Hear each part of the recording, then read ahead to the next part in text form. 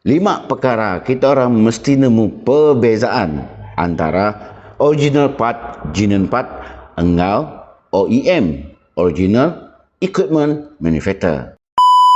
Nombor 1, ketepatan ataupun fit ya adalah 100%.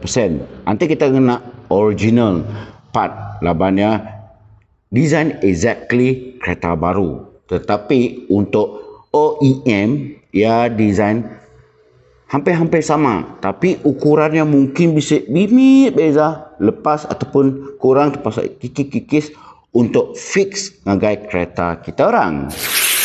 Kedua, nanti kita kena original part. Bila kita dah restore partnya ngagai kereta kita orang, performance keretanya restore back to normal. Standard performance mana kita orang beli pada asalnya.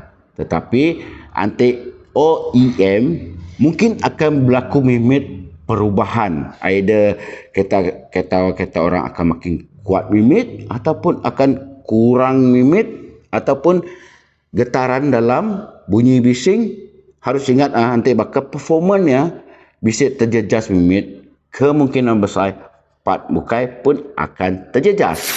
Ketiga, waranti. Nanti bakal original part ya bisa confirm bisa waranti. Tetapi nanti OEM nya bergantung pada kilang, bisa nada waranti. Keempat, tapi sebenarnya keempat, kelima tu memang kita orang suka. Tetapi bantu aku like and share video tu. Nanti kita orang berminat konten-konten begitu. Anda lupa add aku ke? Okay? Keempat, original part yang mahal. Compare ngau OEM. Lagi murah dalam 40% ke 20%.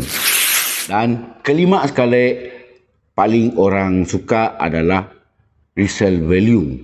Laban, nanti kita kena original part, resale value ya maintain. Tapi nanti kita orang kena OEM kalau mayu, resale value akan drop.